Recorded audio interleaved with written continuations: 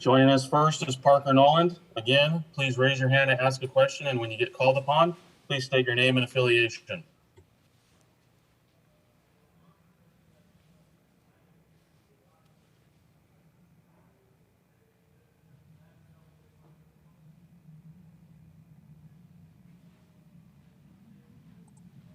We're going to start with Chris Lee. Chris, go right ahead. Chris Lee at VandySports.com. Parker, what kind of scouting report did you guys have on the two guys you faced today? To be honest, we really didn't have much. Just kind of because of the COVID situation, we were preparing for someone different. But we knew if we just stuck to our plan, it would be okay. Next, we're going to go to Aria Gerson. Parker, mentally, what was it like for you guys having to sit through that long delay and knowing that, it wasn't your team that was involved and just waiting around before you were even able to play? It was a little tough. We had to stay focused for sure. Also, the main thing was just staying loose as a team. We do a really good job of that, and it was kind of just fun hanging out with the boys in the locker room. Next up is Robbie Weinstein. Hey, Parker. I guess since the postseason started, and especially in Omaha, it seems like it's been a little bit of a struggle sometimes at the plate. What do you think have maybe been the difficulties for you guys recently? Just kind of getting off our pitches, really. We need a better plan, and we're going to play better offense going forward. We're going to be connected, and we're going to do a better job. Next, Chris Harris. Chris Harris, WSMV in Nashville. Parker, you alluded to it a little bit, but can you just kind of take us through the process of the confusion and then trying to stay focused when everything was happening before the game started? Because it's really not like anything that we've seen so far this year in a year of weird things. Yeah, we were about to go out to the field, about to get ready. I think Rock was actually warming up at the time, and they told us to go back in the locker room and chill out for a little bit, that NC State was going to get some COVID testing done. And for us, it just meant that we had more downtime to relax and get our minds right for the game. Okay, do we have any more questions for Parker? Again, please use the raise the hand function to do so. We'll go back to Chris. Yep, I'll ask one more. What did Korb say after the game as far as kind of resetting and going again tomorrow, when tomorrow there could be different people on the roster? We don't know yet. Yeah, he kind of just told us that we knew that was going to be a tough game just because of the situation and the situation that happened before the game, and just that we had our backs on the wall. We knew it was going to be tough, and we're just excited looking forward. Okay, do we have any more questions for Parker? Parker, thank you for your time. Thank you, guys.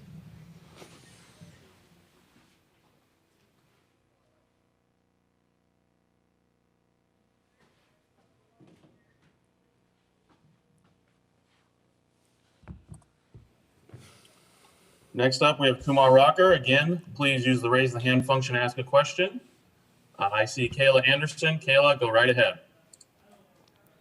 Yeah, Kumar, what an interesting afternoon to say the least. Kayla Anderson with WKRN, by the way. Can you take us through kind of what happened and when you learned that you guys weren't going to start at 1 p.m.? Because I believe you were out there. Yeah, I was out there. Can you just take us through that? Well, I started warming up, and then I had to stop because they had to take some time to get their stuff together. Went back in the locker room, then I came back out, got back into pitching mode, and then went to play. Okay, next we'll go to Aria Gerson.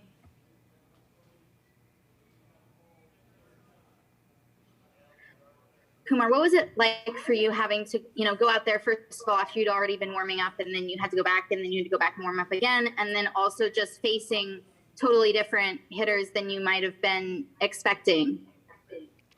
It's something that I could have gone without, but whatever was in front of me was in front of me. Okay, Chris Lee, go right ahead. Kumar, they played basically the same lineup the entire year. Their reserves didn't play much. They had a pitcher hitting today. How do you approach 3 or 4 guys that you probably don't have much of a scouting report on at all? You pitch to them like any other player.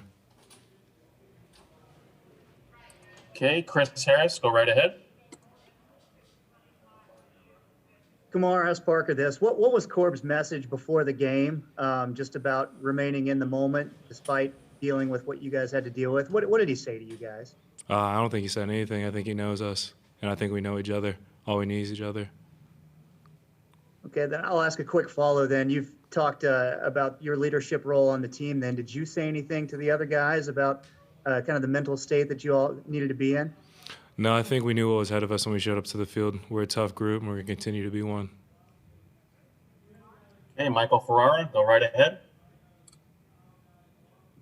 Hi, Kumar. Michael Freire here with Berg Sports Network. You had a very, very good dominating performance today.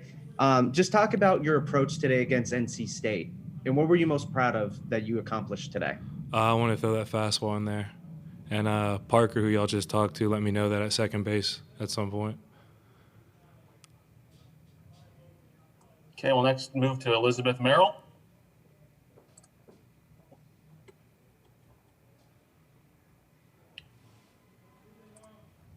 Elizabeth? Hi, Kumar. Elizabeth Merrill, ESPN. I was wondering, with the events of today, how much does COVID kind of still loom in the minds if you're a player? I mean, it's been such a long year. I would assume the tests are a constant reminder, but I'm just kind of wondering, how much is COVID thought about still? I cannot answer for the rest, but personally, nothing for us, really. Okay, do we have any more questions for Kumar? All right, thank you for your time.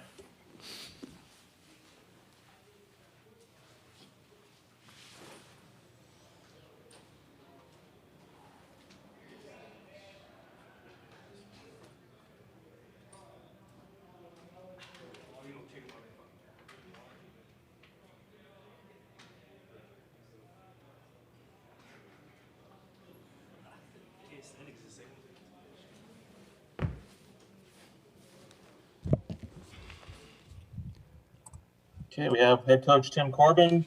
Coach, please open with a brief statement, and then we'll open up for questions. Just a very tough ball game. I thought we pitched extremely well, and we held it together in tough situations. Kumar, getting us deep into the ball game, gave us everything he had, and kept him down. They were tough. They're gritty. They've got some magic with them. You could see that when they played Arkansas. But I thought we certainly pitched well enough. Luke pitching at the end and just getting several 3-2 counts and just kind of holding serve and just getting through and keeping them off the scoreboard. Certainly with Murr and Butler and Tresh coming at the top, they can do a lot of damage. So he was able to contain them, thankfully. Okay, our first question will be Kayla Anderson. Yeah, Kayla Anderson, WKRN here in Nashville. Coach, will you just talk to us about before the game when you learned about the delay of the game and what information you got prior to knowing that it would actually happen today? Well, we didn't know what was going to happen. I mean, the NCAA said that there was something up from a health standpoint, so they weren't specific about it. So not until deeper into the delay, and then we knew. But it just became a situation that we had to deal with, like a rain delay. It was North Carolina State situation. It wasn't Vanderbilt's. We just had to be patient and kind of wait it out. Okay, next we'll go to Michael Freire. Hi, Coach. Michael Freire with Berg Sports Network. Just the pitching as a whole, Kumar and the bullpen today, what were you most proud of those guys approaching NC State today? Getting into damage situations with runners at second base and less than 2 outs and just keeping them from scoring. Just the ability to land strikes in tough counts, tough hitters. It wasn't, certainly wasn't an easy game to play. I mean, you could feel it. I mean, it's 3-1, but that's a one-run game. It just was. But I thought, McIlvain did a good job when he had to. But Murph, certainly, I mean, he threw over 50 pitches and he just left everything on the field. I mean, he did what he had to do to keep his team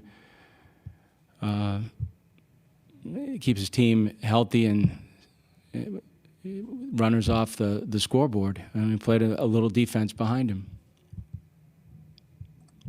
Our next question is from Chris Lee. Chris, go right ahead. Tim, I know that you're a creature of habit. You prepare the same way. You probably have same routines before games. But when you get news like this and you got pitchers playing first base and they use the same 9 guys all year and you're seeing pitchers that you didn't expect, what is that time you've got between the moment you know something's going to be different and the first pitch? What's different about what you guys do in that situation? Well, it's almost going back to playing Sandlot. I mean, we didn't know who was going to pitch until 5 minutes before the game. So, there's really nothing you can do about it. You knew he was right-handed. You know that once we got the information, we started to give the information to the kids real quick. But, yeah, it is. It's just an adjustment. But, that's North Carolina State. Their adjustments and their player situations, that doesn't have an effect on us. The nature of the game and the mystery of the game and what was happening, I'm sure. I mean, the kids were wondering what's going on. And holding them in the locker room is just an odd situation. It's one of many last 15 months, for God's sake. But there's nothing you can do about it. Once we got on the field, we just had to play baseball. Okay, our next question will be from Robbie Weinstein. Hey, Tim. I feel like you guys hit the ball well in the regular season, and it's been maybe a little bit more of a struggle recently. Is there any consistent pattern that you've identified, and what do you guys need to do to maybe be able to break out here? Yeah, we're here for a reason, Rob, because we can play offense. We haven't played it at the level that we've played it at times during the course of the year. But at the same time, intertwined with maybe at-bats that weren't so good were at-bats that were really good. And there was inches in certain situations of that ball escaping an outfielder. They had to make good plays today in the outfield. They made several good plays in the outfield in which not just Browns, but balls that they caught in the web and on the run, balls that were blasted. We had about 5 or 6 balls that were blasted in the gaps that they caught. And then other bats that weren't so opportunistic. But it's just, it's a tough day. You have a guy that in pain that decelerates the ball at a level that we haven't seen lately, so it's a rhythm change, and he did good. He kept them in the game too, as did Feeney. That was a gutty pitching outing by both those guys. Our next question will be from Joe Rexrod. Hey, Tim, just wondering how you're feeling right now about your bullpen. Of course, Murphy having to throw a lot of pitches. And was Maldonado just sort of hands off today after as much work as he got the other day? Is he someone you're looking for, to potentially give you a lot of work tomorrow?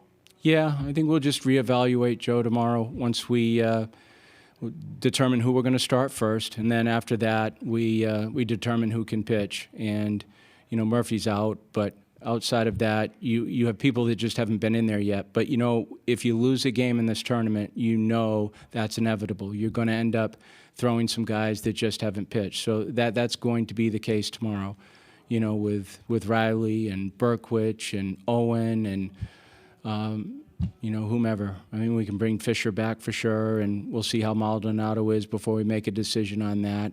But, yeah, we've got guys just like they do. They're probably in a very similar situation to us right now, but we'll find arms that can throw. Next question is from Chris Harris. Tim, at the beginning of the game, at least on TV, the optics were stark when both teams took the lines and stood there, and you guys had twice as many players as were out there. During that time, and maybe even before, just immediately after, what did you think about possibly needing to say to your guys to keep them focused? Did you even think you needed to do that? Or did you believe that, they're going to do the right thing because this is what they've been trained for? Well, yeah, I mean, I think from a focus standpoint, it's an elimination game for us. It's not for them. So regardless of what the situation is, there's there's a lot of different emotions that are going into the game. The mystery of when the game's going to start, the mystery of what it looks like over on that side. But there again, you know, I can't sit down with them just before and go over every little detail. Somewhere you got to gather yourself and say, okay, we just got to play good baseball. We got to free ourselves up to play as well as we possibly can. And at the end of it, you hope for a positive outcome. We got a positive outcome. And at this point, I don't care what it looks like. It doesn't matter. We're still here. We're still playing. And that's all that matters. And there is a toughness component that we've had that has allowed us to get through those moments. And there is something to be said about grit. And we had to do that today, too. Those guys felt it. Our guys knew that that game wasn't going to be easy. They just knew it. I've seen in all the years of coaching baseball, seen a lot of situations like that where you feel like the other team, for whatever reason, has been minimized because of a certain situation. That's a very dangerous situation for the opposition because the other team is playing with nothing to lose. They got nothing to lose. And with some credible arms that are plenty good enough to beat anyone. So, and at that, 5 guys at the top that can wear you out and good players. So, and that's not minimizing the other guys too. I'm pretty sure North Carolina State gives scholarships as well. And all those kids are on scholarship. They can play. We have time for 2 more questions. Our first one, Chris Lee.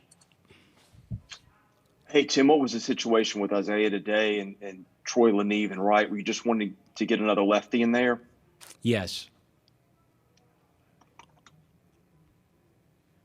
Okay, our final question today is from Robbie Weinstein. Hey, Tim, just wanted to follow up on the pitching situation. Is Jack available tomorrow, and how do you work through that decision with the rest and all that sort of stuff?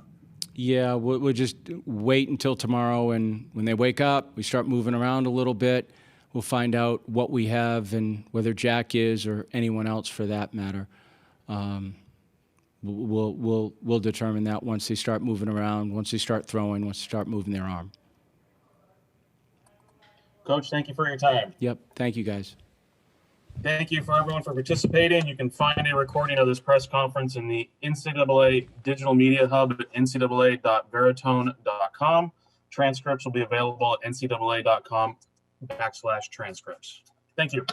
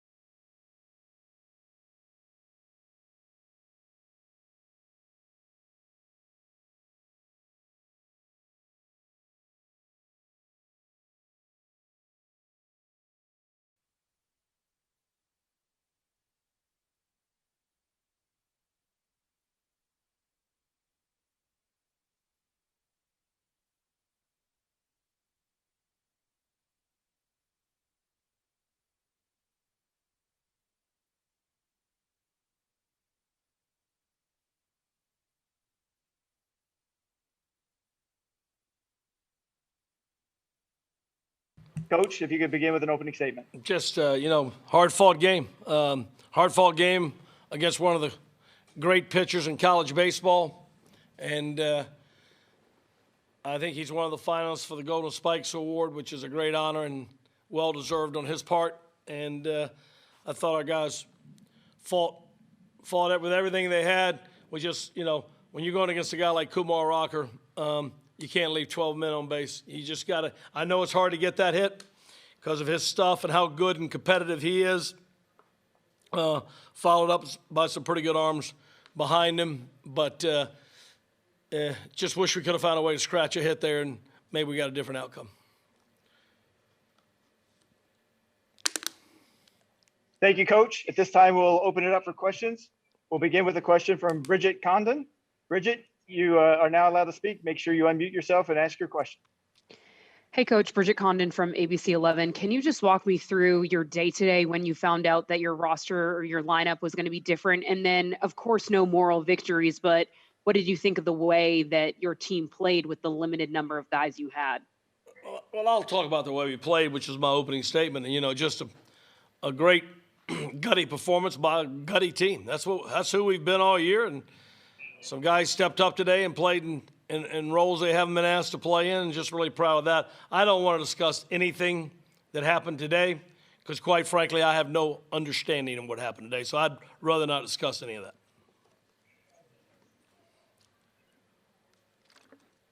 Next question will be Mike Topper. Mike, go ahead and unmute and ask your questions. Hey, Coach. Mike Topper from Spectrum News 1. I was wondering if you could give us your thoughts and impressions there on Garrett getting the start today. Obviously, he came here not thinking he was going to pitch today. And just what you make of his performance? Yeah, he gets told probably at about 1 o'clock or maybe later. Maybe it's like 1:30 that he's got the ball at 2:07 to throw against the defending national champs. You couldn't be more proud of him and his effort. But he's done that a few times this year. It's not the first time he's done that. First time he's done that on this stage. First time we've been at this stage this year. But if we've done things the right way, and you can lock into the game itself, which obviously he was able to do, and Feeney as well, then this stage doesn't seem too different than the past places we've been on our ascent to get here. And just proud of what he did. I knew he was very tired at the end, but he gave us actually one more inning that we asked him to give there to make this thing work. Next question is Justin Williams. Justin, go ahead and unmute and ask your question. Hey, Coach. Justin Williams with the Wolfpacker. What was your message to the team when you learned that you were only going to have 13 guys available before this game? Well, one, there was a lot of confusion. They didn't know what was going on. I didn't know what was going on, so I couldn't really tell them. But when I found out we had the option to play with 13 guys or forfeit, then obviously when you have guys that are committed to your program as our guys are all year, I don't think you do things from the top. I think it's always a decision made by the people that have done the work. It's always the people on the ground that get the work done, and sometimes at the top you have to make a decision, but this wasn't one of those circumstances, and I just told the team what we were dealing with. 2 options are forfeit or play with 13 guys, and my vote was to play. Let me know what you want to do. It took about probably 6 seconds. And that's who they are. And we found a way to make it work. And like I said, if you get a knock here or there, we might be talking about playing for a national championship starting on Monday. But anyway, now we got to come back tomorrow and beat a really good Vanderbilt team, and we got to go back and regroup here and see what's going to happen. Next question is from Eric Olson. Eric, make sure you're unmuted and go ahead and ask your question. Yeah, Ellie, it's Eric Olson with the Associated Press. You said that you couldn't talk about the events of today, but coming into today, did you require your guys or encourage your guys to get vaccinated? Did you have a policy on that? I didn't say I couldn't talk about it. I said I wouldn't talk about it. We talk about a lot of things. You know what I'm saying? But it's not. It's always been. I've been coaching for a long time, and I think I'm the. You can call it caretaker. You can call it babysitter, or the guy that the parents drop their young men off and leave in my care, and they've raised them to be the quality people that we recruit. And my job is to teach them baseball, make sure they get an education, and keep them on the right track forward. But I don't try to indoctrinate my kids with my values or my things that, my opinions. Obviously, we talk about a lot of things, but these are young men that can make their own decisions, and that's what they did. Next question is from Steve Wiseman. Steve, make sure you're unmuted and go ahead and ask your question. Thanks, Elliot. Steve Wiseman from the News and Observer. Do you know which players certainly won't play tomorrow? Like JT Jarrett, we heard, has been sent home. Do you know he's not going to play? Do you know? Steve, I have no idea what's going on. Zero. You know as much as I know. Okay? It just hasn't been communicated. I know this is a odd situation, and I know people have to deal with things, but we spent all day yesterday. Rob Murphy, Scott Insel, and myself spent all day yesterday dealing with a lot of things, and then today we got up and dealt with some other things. So anyway, it's I'm sure I'll get the information at some point, and when I get the information that the NCAA deems appropriate, then we'll go from there.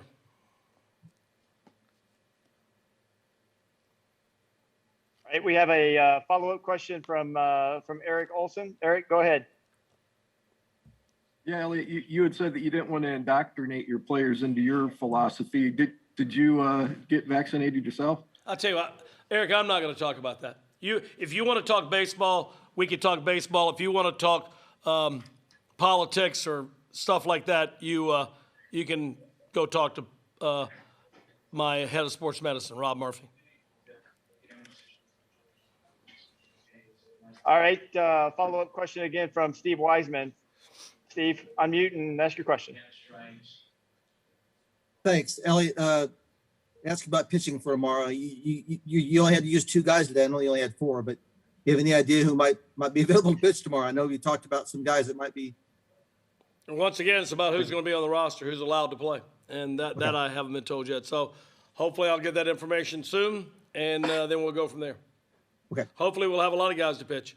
Hopefully we'll have Reed Johnson, Sam Highfield, and a lot of guys to pitch. So we'll see. Next question from Rob McLam. Rob, please make sure you're unmuted and ask your question. Yes, sir. Rob McLam from the Wilson Times. Elliot, you said it was unclear about what's going on in the build-up to this game. Is there any clarity into what things could happen that would make your players eligible to play tomorrow? Have they given you any type of insight into what needs to be done? I had some kind of conversation with my athletic director, who talked to the I think maybe head of the championships or something, and we discussed some things. And then since the game's been over, Rob Murphy has told me something that he thinks is going to happen, but I'm still not really sure. I went and spoke to my team, and I came straight in here. Next question is from Elizabeth Merrill. Elizabeth, go ahead and ask your question. Hey, Coach, sorry if I missed this because there was the Vanderbilt press conference going on at the same time, but could you kind of walk us through what this morning was like leading up to the game and how you found out about the test or whatever, the positive, how you found out about the COVID protocols? Kept getting not much said. It was just like they delayed. First, they kept us out of our locker room, and so they kept us out of our locker room, and then some of the players had to go back into a holding room, and then they delayed infield, outfield, and nobody really knew what was going on. And then finally I got told these were our options, and that's what we chose to do. That's when we played the game. Were you told you had a positive, or were you told why you were being delayed? Once again, you're talking about stuff that's personal information and probably protected by whatever. That's something I don't want to discuss. If you want to discuss that, you can discuss that with my administration. We've got time for 2 more questions for Coach. And please make them baseball. Let's go to Aaron Fitt. Aaron, you can unmute your mic and ask your question. Yeah, Coach, Aaron Fitt, D1 Baseball. Obviously, we all know. Here's a baseball question for you. We all know Highfield came in as a two-way guy. How much work has he gotten as a hitter this year? And what can you say about, the guy coming in and getting 3 hits in his first 3 at-bats of the year? Well, first of all, he's gotten 0 work as a hitter. We went to him and we found out we were going to play and see if he wanted to go up to the cage and take a couple swings, and he was excited. He's just a baseball player. Baseball players do things in baseball games, and Sam Highfield's a baseball player. And if we'd have taken the lead there, he was going to close the game, and if this game would have got extended and go to extras, then he would have been at third base. He's just a baseball player, and he's smart. I think his granddad was one of the Phillies' top prospects. I learned that from the great legendary coach Wayne Graham a few days ago, who played with Sam's grandfather. And he's just a baseball player, and you'll hear from Sam in a few minutes. And Aaron, I appreciate the question. Okay, final question goes to Rob McLam. Rob, you can unmute. Ask your question. Yes, sir. The freshman, you mentioned Payne. Just your thoughts on Giles and all those guys that played. Yeah, just, you talk about this is when you get here, even though we have 9 guys that have played for 3 months, this is a tremendous stage and a tremendous city that Omaha is to college baseball what Augusta is to the Masters. And this city, much like Augusta, just wraps their arms around all the teams that come in. It brings in great, money to the city. It brings in great exposure. I think the city has a lot of fun with it. Everybody we've met has just been awesome. So this is a grand stage. And so even for our guys to come here and play on this stage is a challenge. But for these guys that haven't played all year and find out, 30, 40 minutes prior to game time, hey, D, you're going to third today, and Sam, you're going to first. And but anyway, it's what you love about this game. It's one of the many things we love about this team, and it was just a lot of fun for me today watching these guys compete. All right. Thank you, Coach. Thank you. We appreciate your time, and we'll be joined momentarily by Sam Highfield. Thank you, Coach. Anything out of line, just no comment.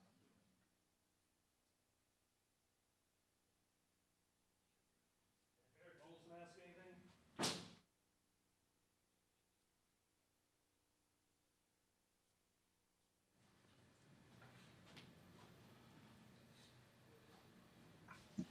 We are now joined by Sam Highfield. At this time, if you have a question, please make sure you raise your hand. We'll begin with Aaron Fitt. Aaron, go ahead and ask your question. Hey, Sam, Aaron Fitt, D1 Baseball. When did you find out you're going to be starting at first base today? And how did you react to that? And then how the heck did you get 3 hits against Kumar Rocker in your first game of the year in the lineup? Yeah, I found out game time was supposed to be at 1. It was probably around 1. That there's a chance I was going to play first base today. And, I wanted to. I looked at it as more of an opportunity than a problem. Hey, we have half of our team, but I wanted to be a guy who stepped up. And so I was happy. I was excited for the opportunity.